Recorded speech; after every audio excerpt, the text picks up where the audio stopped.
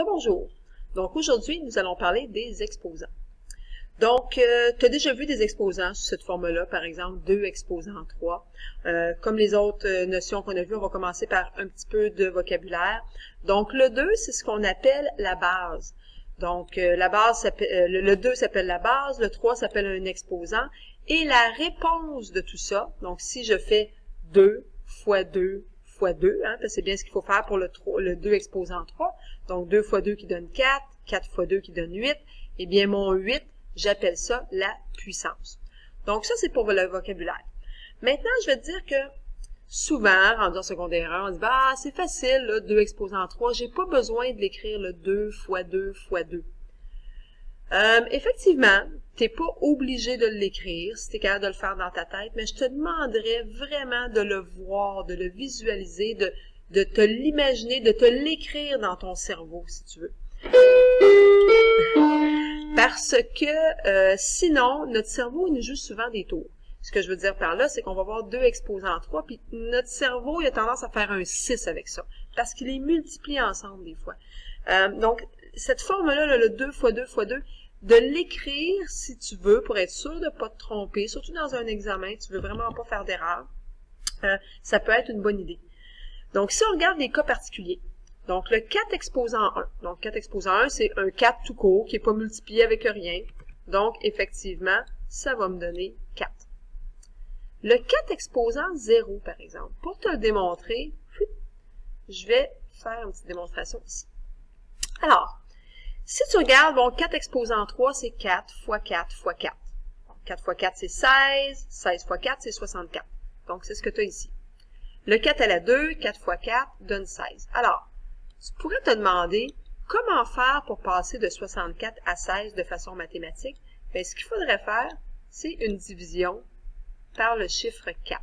Si tu fais 64 divisé par 4, ça va te donner 16. Vérifions si notre raisonnement fonctionne toujours. Donc, j'ai 4 à la 1 qui donne 4. Est-ce que c'est vrai que 16 divisé par 4 donne 4? Oui. Bon, mais en suivant ce raisonnement-là, on va arriver à la conclusion que 4 à la 0, eh bien, ça donne 1. Parce que 4 divisé par 4, ça donne 1. Donc, on est un peu surpris souvent avec ça, mais n'importe quel nombre exposant 0 va donner 1. Par exemple, je prends le chiffre 257 et je le mets exposant 0. Eh bien, 257 exposant 0 va effectivement me donner 1. Donc, n'importe quel nombre exposant 0 nous donne 1, à part une petite exception qu'on va voir tantôt. On continue. 1 à la 4. J'ai beaucoup d'élèves qui se trompent, font ça trop vite, et ils vont marquer une mauvaise réponse. Mais si on l'écrit comme il faut, en faisant 1 fois 1 qui donne 1, fois 1 encore, je suis toujours à 1, et fois 1, encore et toujours à 1. Mais encore là, notre cerveau, des fois, nous joue des tours quand on ne l'écrit pas comme ça, ou qu'on y pense pas comme il faut. Et il y en a qui ont tendance à marquer 4. Donc, faire attention aux erreurs d'inattention. 0 exposant 4, ben c'est 0 fois 0 fois 0 fois 0, ça va toujours donner 0. 0. 10 exposant 4, j'ai un truc pour toi là-dessus. Bon, tu peux l'écrire sous la forme de multiplication, ça fait 10 fois 10 fois 10 fois 10. Mais en fait, pour ta réponse, tu as juste besoin de compter le nombre de zéros. Tu as 1, 2, 3, 4 zéros. Eh bien, dans ton nombre, dans ta réponse, je vais passer ça un peu, là, tu vas avoir aussi 4 zéros. Donc, c'est un 1 avec tes 4 zéros, donc ça va faire 10 000. 0 exposant 0, c'est un peu mon exception que je parlais tantôt. 0 exposant 0, c'est un cas spécial. C'est un cas spécial, je te montre un peu pourquoi. Si je prends 0 à la 3, ben ça fait 0. On l'a vu ici, le 0 à la 4 faisait 0, 0 exposant 3 va faire aussi 0, 0 exposant 2, ça fait 0 fois 0, donc toujours 0. 0 exposant 1, ça fait encore 0. Bon, maintenant, si je suis la logique que n'importe quoi exposant 0 va donner 1, ça va être difficile à expliquer ici. Parce que dans le fond, 0 divisé par quelque chose me donne 0. Tu sais, ici, tantôt, je divisais tout le temps par 4. Là. 0 divisé par quelque chose, ça me donne 0. Divisé par quelque chose, ça me donne 0. Mais si je fais 0 divisé par 0, ça n'existe pas. La division par 0 n'existe pas. Donc, on va dire finalement que 0 exposant 0, c'est indéfini. Si jamais tu ne comprends pas l'explication, fais juste retenir que c'est indéfini. Si tu l'essayes sur la calculatrice, on l'essaiera en classe, je te montrerai la touche exposant, là, 0 exposant 0, ta calculatrice va te marquer erreur. Donc, c'est quelque chose qui n'existe pas pour l'instant. On n'a pas trouvé une solution à ça encore. Je m'en vais maintenant à la forme développée.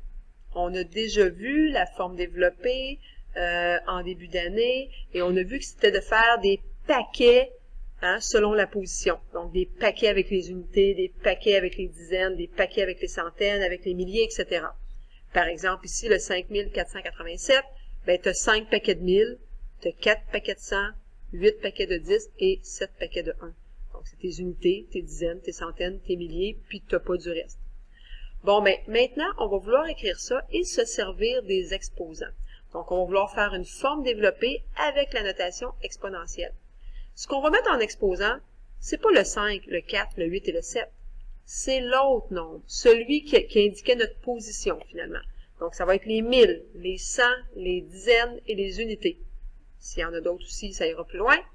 Donc, 1000, on va voir le mettre en exposant. En exposant de base 10. Rappelle-toi ici, là, on avait 10 exposants 4 qui donnent 10 000. Ben, 1000, ça serait combien d'exposants alors? 1000, ça va être 10 exposants 3. Donc, c'est ce qu'on a ici. 5 fois 10 exposants 3, c'est la même chose que 5 fois 1000. Donc, on vient de mettre notre 1000 en base 10. Base 10 exposant 3. 4 paquets de 100. Donc, on va se poser la question, 100, c'est 10 exposant quoi? Ben, 100, c'est la même chose que 10 exposant 2. En fait, ton exposant est tout le temps le nombre de zéros. Dans 1000, tu as 3 zéros, exposant 3. Dans 100, tu as 2 zéros, exposant 2. Dans 10, tu as 1 zéro, 10 exposant 1. Dans 1, tu n'en as pas de zéro, tu n'as aucun zéro, donc 10 exposant 0. Tu as 0, 0, autrement dit, tu n'en as pas de zéro. Et là, tu as la forme développée avec la notation exponentielle. On peut aussi te demander le contraire, c'est-à-dire de te donner la forme exponentielle et te demander quel est le nombre. Je te suggère de partir avec tes unités. C'est ce qui est le plus facile, je trouve. Donc, tu regardes, ça, le 10 exposant 0, c'est les unités. Ça veut dire que tu vas avoir... Il faut que j'attrape ma boîte. Tu vas avoir un 8. Ensuite, tu as combien de dizaines? Ben, tu n'en as pas de dizaines. Tu n'as pas de 10 exposant 1. Donc, tu n'as pas de dizaines. Puis là, ici, il n'y a rien qui t'empêche, si toi, ça t'aide, de te le mettre en paquet, justement, avec des parenthèses.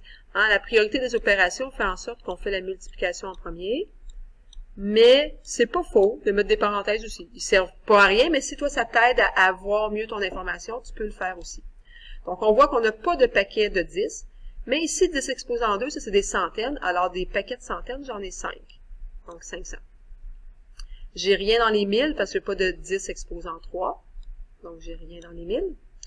Par contre, à la position suivante, j'ai un 6. J'ai pas de 10 exposant 5, 10 exposant 6. Donc, ça veut dire que j'ai 2 zéros pour indiquer que ces positions-là sont vides. Et finalement, mon 7. Donc, je vais avoir 70 millions 60 508. Et ce sera mon nombre. Alors, je te laisse terminer en devoir, dans le fond, le dernier numéro et on le corrigera ensemble en classe. Alors, on continue avec les expressions en lien avec nos exposants. Donc, il y a quelque chose que tu as peut-être déjà entendu, peut-être que non plus, mais on appelle ça, tantôt je t'ai parlé de la puissance qui était la réponse, le résultat d'une expression exponentielle. Mais on peut aussi parler de, par exemple, la 5e puissance, la 2e puissance. Ce qu'on veut dire par là, c'est l'exposant à ce moment-là. Donc, c'est ce que je te montre ici dans la première partie. Donc, on vous dit que la puissance d'un nombre, c'est le résultat de l'exponentiation. C'est ce qu'on avait vu tout à l'heure. Mais si je te dis la 5e puissance de 2, bien là, à ce moment-là, ça prend une autre signification. Ça veut dire 2 exposant 5. Bon, 2 exposant 5, on a vu que c'était la même chose que 2 fois 2 fois 2 fois 2 fois 2. Donc, si on le calcule 2 fois 2 qui va me donner 4, 4 fois 2 qui va me donner à ce moment-là 8, 8 fois 2 qui va donner 16 et 16 fois 2 qui va donner 32. Souvent, je compte avec mes doigts pour faire les exposants. Donc, le premier 2, le deuxième 2. Donc, à chaque fois que je rajoute un 2, je rajoute un doigt pour savoir si je suis bien rendu à mon 5e exposant. Effectivement, je suis rendu à 32. Bon, ben vous allez aussi entendre parler du carré et du cube. Ça vient de où, ça, le carré et le cube? Eh bien, si je prenais un carré, dans un carré, tous les côtés ont la même longueur, donc j'ai un côté qui mesure 5, j'ai un autre côté qui mesure 5. Alors, si tu voudrais calculer l'aire de ce carré-là, tu ferais 5 fois 5. 5 fois 5, bien, ça vient à faire 5 à la 2. Et c'est de là que vient l'expression 5 au carré. Donc, tu pourrais faire un carré de 5 par 5 qui revient à faire une aire de 5 exposant 2, qui donne à ce moment-là 25.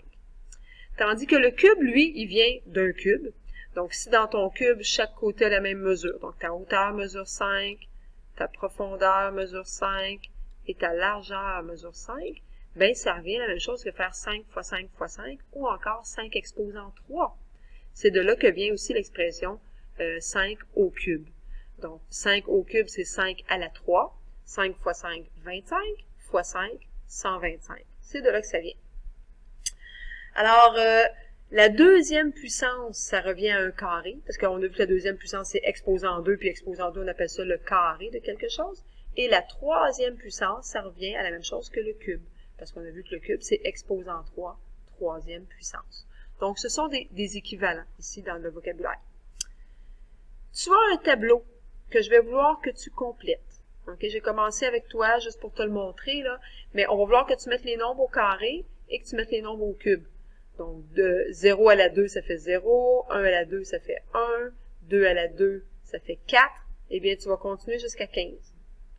Tu as un endroit ici pour faire tes calculs en colonne, si jamais tu ne les sais pas. Normalement, jusqu'à 12, là, c'est pas mal dans tes tables de multiplication, mais rendu à 13, si tu ne le sais pas, sers-toi de l'espace du calcul en colonne. Ensuite, la même chose pour le cube. Donc, j'ai inscrit le cube de 0, le cube de 1, le cube de 2, mais j'aimerais ça que tu continues. Mais logiquement, sers-toi de ce que tu as fait ici là, pour le carré. Donc, si par exemple, 7 à la 2, ça fait 49, bien, tu vas faire 49 fois 7 pour avoir à ce moment-là ton cube. Donc, tu peux te servir de ça et de ton espace pour faire les calculs. Il nous reste à parler de la racine carrée. La racine carrée, c'est l'inverse de l'exposant 2. C'est l'inverse du carré, autrement dit. Racine carrée, donc c'est l'inverse du carré. Tout comme la multiplication est l'inverse de la division. Tout comme la soustraction et l'addition sont des inverses aussi. Donc, ici, on va se rajouter le petit symbole de racine carrée qui ressemble à ceci. Donc, l'opération inverse de l'exponentiation est la racine carrée, et voici son symbole. Je t'ai fait un exemple. Donc, par exemple, on a vu, on vient juste de voir 5 exposant 2 qui donne 25. Donc, c'est 5 fois 5 qui donne 25. Alors, si je te demandais l'inverse, je te demande la racine carrée de 25, eh bien, ça donne 5. Donc, tu as quelques autres exercices ici. En fait, t'en as deux autres qu'on pourrait dire, là, avec des petites questions au bout aussi. Donc, j'aimerais ça que tu me complètes le 6 au carré, le 15 au carré, la racine de 36 et la racine de 225, et on la vérifiera ensemble en classe.